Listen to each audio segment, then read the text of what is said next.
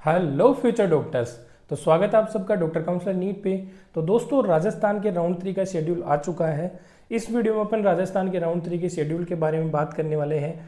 मैं आपको सारी डेट्स वगैरह बताने वाला हूँ, कुछ इंपॉर्टेंट बातें भी बताने वाला हूँ राजस्थान राउंड 3 में जो आपको ध्यान में रखनी है।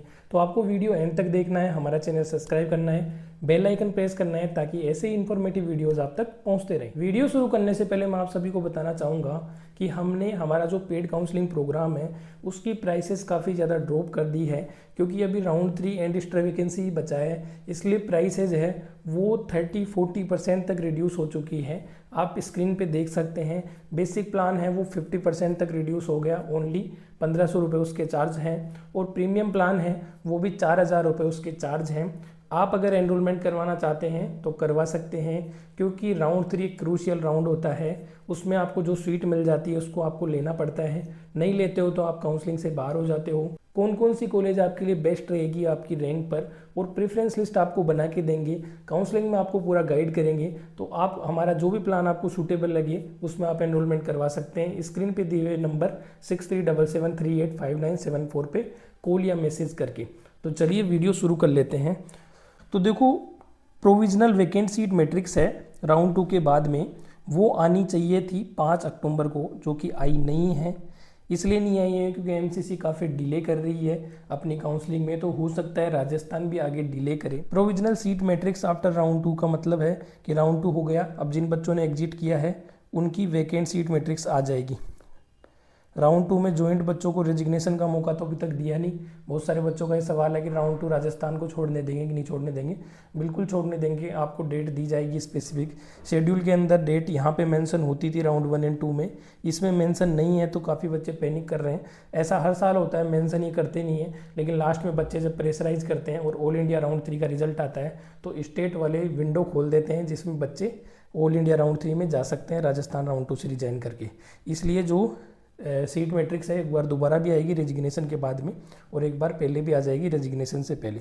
तो एप्लीकेशन फॉर्म है वो 5 से 8 के बीच में रहने वाले हैं आपकी, और लास्ट डेट है वो 8 तारीख है। 5 बजे तक आपको फ़ीस जमा करनी है, और पार्ट 1 एंड पार्ट 2 फुल्ली आपको 11:55 तक सबमिट कर देने हैं। बोथ पार्ट आपको कंप्लीट करने हैं, पार्ट 1 एंड पार्ट 2।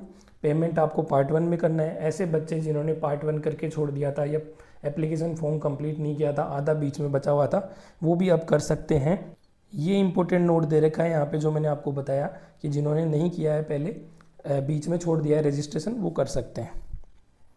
फिर एक नोट और दे रखा है, a candidate allotted upgraded is in round 2 of counselling has not join the allotted seat and wishes to participate in round 3 must re register fill fresh application. कहने का मतलब ये है कि राउंड 2 ने जिन बच्चों ने एग्जिट किया है उनको दोबारा से फ्रेश रजिस्ट्रेशन करना पड़ेगा, और सिक्योरिटी मनी जमा करानी पड़ेगी, क्योंकि सिक्योरिटी मनी जब्त हो चुकी है। Candidate who is not covered under the close from 1 से 10, यानी कि जो बच्चे 11 में आते हैं उनको भी एप्लीकेशन फॉर्म फिल करना है। 11 यानी कि जो आउटसाइड के बच्चे हैं ना, राजस्थान से आउटसाइडर, उनको भी फिल करना है। राउंड 3 से ही वो अप्लाई कर पाते हैं। इंपॉर्टेंट नोट तो मैंने आपको बता ही दिया। फिर नेक्स्ट आपकी publishing of list PWD, defence, NRI, इन सब की 9 तारीख को हो जाएगी, और इनको वेरिफिकेशन के लिए 10 को बुलाया जाएगा। ऑलरेडी वेरीफाइड कैंडिडेट को जाने की ज़रूरत नहीं है। फिर मेरिट लिस्ट आपकी 11 को आ जाएगी। फिर 11 को इनकी प्रोविजनल मेरिट लिस्ट आ जाएगी डिफेंस, एनआरआई, पीडब्ल्यूडी वाले बच्चों के लिए। फिर आएगी publishing of provisional vacant seat matrix, ये दोबारा से आएगी। देखो यहाँ पे और यहाँ पे, ये दोबारा से आने का क्या मतलब है, जब रिजाइन करने ही नहीं देंगे बच्चों को तो 2 बार सीट मैट्रिक्स क्यों डालेंगे कोई। वो इसीलिए डालेगा क्योंकि बीच में रेजिग्नेशन की पोर्टल ये खोलेंगे।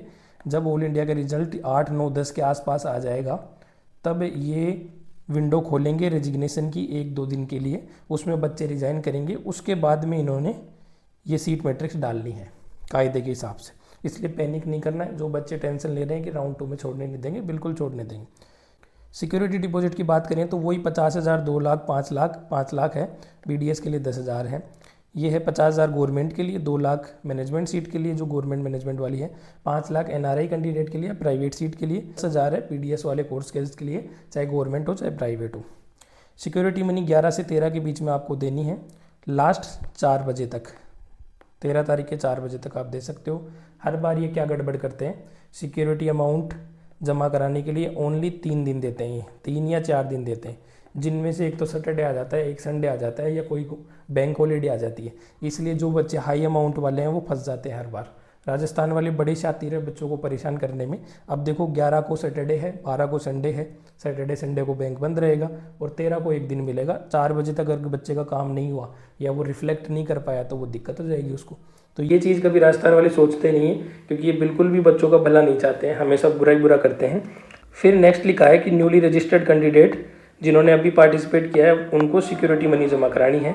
जिन्होंने पहले सिक्योरिटी मनी दे रखी है उनको जमा कराने की ज़रूरत नहीं है। बहुत सारे बच्चे ऐसे कह रहे हैं कि सर राउंड 2 में हमने कॉलेज ज्वाइन कर लिया, हम क्लासें लेने लग गए हैं, अब तीसरे राउंड में अब अपग्रेड कराते हैं, तो क्या हमको दोबारा से रजिस्ट्रेशन करा के सिक्योरिटी मनी देने की ज़रूरत है? बिल्कुल नहीं करना, आपको डायरेक्ट चॉइस फिलिंग करनी है। सिक्योरिटी मनी उन्हीं को जमा करानी है जिन्होंने राउंड 2 में एग्जिट किया है, या फिर जो फ्रेश रजिस्ट्रेशन करवा रहे हैं अब, जिन्होंने अभी तक पार्ट ही नहीं लिया, वो वाले बच्चों को।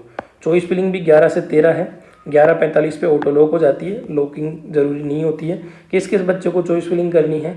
एक तो फ्रेश बच्चे को, जिसने फ्रेश रजिस्ट्रेशन करवा के अभी पार्ट लेना चाहे, या फिर जिनको नो अलॉटमेंट है, अभी तक नॉट अलॉटेड बच्चे हैं, कुछ भी नहीं मिला, या फिर जिन्होंने राउंड 2 में एग्जिट किया था लेकिन अब फ्रेश रजिस्ट्रेशन करवा लिया है। अब फ्रेश रजिस्ट्रेशन करवा के वो आ सकते हैं, फ्रेश चॉइस फिलिंग कर सकते हैं। और जिनको अपग्रेड कराना है उनको भी, मतलब हर टाइप के बच्चे कर सकते हैं चॉइस फिलिंग। वही नहीं कर सकते जिन्होंने राउंड 2 में एग्जिट किया था और फ्रेश रजिस्ट्रेशन करवाया नहीं, वही बच्चे नहीं कर सकते। बाकी सब बच्चे चॉइस फिलिंग कर सकते हैं। और वो बच्चे नहीं कर सकते चॉइस फिलिंग जिन्होंने रजिस्ट्रेशन नहीं कराया। बिना रजिस्ट्रेशन के तो कैसे होगी चॉइस फिलिंग? फिर नोट है, candidate having join status up to round 2 and done not wish to participate need not fill choices. अब जिनको अपग्रेड ही नहीं करना है वो चॉइस फिलिंग क्यों करेंगे? जाओ मस्त रहो, कॉलेज ज्वाइन करो। सबसे इंपॉर्टेंट चीज़, वर्चुअल वैकेंसी भी आपको फिल करनी है। यानी कि मान लो एसटी कैटेगरी के अंदर 20 सीट आती है और कॉलेज है 30 से ज़्यादा, 31 कॉलेज, 32 कॉलेज है। अब क्या है, 20 सीट आई है तो कुछ कॉलेज ऐसी होगी 10-11 कॉलेज जिनमें सीटें नहीं है, तो उनको भी आपको भरना है, क्योंकि वो वर्चुअल वैकेंसी है ऐसी जिन पे बच्चे अपग्रेड करेंगे, वो खाली हो सकती है। मान लो कि सवाई माधोपुर में सीट नहीं आती है तो आपको सवाई माधोपुर भी भरना है। वो इसलिए भरना है, जिन बच्चों को भरने की ज़रूरत है उनको भरना है। इसलिए ज़रूरत है क्योंकि मान लो सवाई माधोपुर में भी सीट नहीं है लेकिन वो अपग्रेड कराना चाहे कोई बच्चा, सवाई माधोपुर का बच्चा निकल के दौसा में चला जाए तो सवाई माधोपुर में खाली हो जाएगी ना, ऑन द स्पॉट होती है ये चीज़ें। तो चॉइस फिलिंग आपको सारी करनी है। फिर प्रिंटिंग आपकी 14 तारीख को होने वाली है। फिर राउंड 3 का रिजल्ट आपको 17 को आने वाला है। अलॉटमेंट लेटर आपको 18 से लेकर 22 तक प्रिंट कर लेना है और 18 से 22 तक आपको फीस डिपॉजिट करवानी है दोपहर के 2 बजे तक। फीस डिपॉजिट ऑनलाइन मेथड से करवानी है। ऑनलाइन मेथड यानी कि बैंक में जाके, या फिर आप नेफ्ट या आरटीजीएस कर सकते हैं खुद अपने नेट बैंकिंग के थ्रू भी। रिपोर्टिंग आपकी 18 से 22 होने वाली है, 9 से 5 टाइमिंग रहने वाली है। रिपोर्टिंग आपको 2 सेट फोटोकॉपीज ले जानी है, 7 कॉपी अलॉटमेंट लेटर की ले जानी है और वही SMS एकेडमिक ब्लॉक में जाना है। रिपोर्टिंग किनको कराने की ज़रूरत है? जिनको प्रेस अलॉटमेंट होता है या जिनकी कॉलेज अपग्रेड होती है उनको कराने की ज़रूरत है। जिनकी अपग्रेड नहीं होती है, सेम ही सीट रहती है। सीट का मतलब ये है अलॉटेड कैटेगरी, यानी कि ओबीसी का बच्चा था, उसको राउंड 2 में ओबीसी की सीट मिलती है लेकिन थर्ड राउंड में उसको जनरल की मिल जाती है, तो उसको क्या करना है? रिपोर्ट दोबारा कराना है। लेकिन ओबीसी की थी, ओबीसी की रह जाती है तो रिपोर्ट नहीं कराना है। बॉयज एंड गर्ल्स भी आपको देखना है, ओबीसी गर्ल्स को ओबीसी बॉयज की हो गई तो भी रिपोर्ट कराना है। अलॉटेड कैटेगरी चेंज होते ही रिपोर्ट कराना है, वरना नहीं कराना है। ये इसमें यही लिखा हुआ है अलॉटेड कैटेगरी के बारे में। आगे के राउंड आपको इन्फॉर्म कर दिए जाएंगे। बाकी नीचे वही सेम चीज़ें लिखी हुई है जो लिखी हुई आती है कि 2500 रुपये आपकी रजिस्ट्रेशन फ़ीस है। SC ST वाले बच्चों के लिए 1500 रुपये है। अपग्रेड जिनको कराना है उनको फ्रेश चॉइस फिलिंग करनी है, सभी को फ्रेश चॉइस फिलिंग करनी है। राउंड 3 के बाद ये डॉक्यूमेंट आपको वापस नहीं देंगे, इसलिए राउंड 3 फाइनल राउंड माना जाता है। राउंड 3 में सोच समझ के चॉइस फिलिंग करनी है, कोई गलती ना हो। इसके लिए आप हमारी पेड काउंसलिंग प्रोग्राम भी ज्वाइन कर सकते हैं, हम आपको गाइड कर देंगे। स्क्रीन पे आ रहे होंगे दोनों प्लान्स, नंबर भी स्क्रीन पे दे रखे हैं।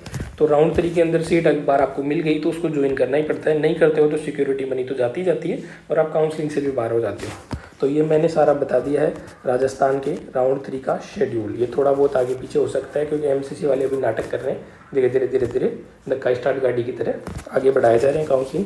तो हो सकता है राजस्थान वाले भी थोड़ी थोड़ी आगे बढ़ जाए।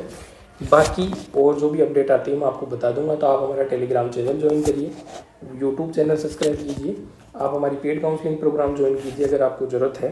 तो ये था आज के इस वीडियो में, मिलते हैं नेक्स्ट वीडियो में, तब तक के लिए जय हिंद।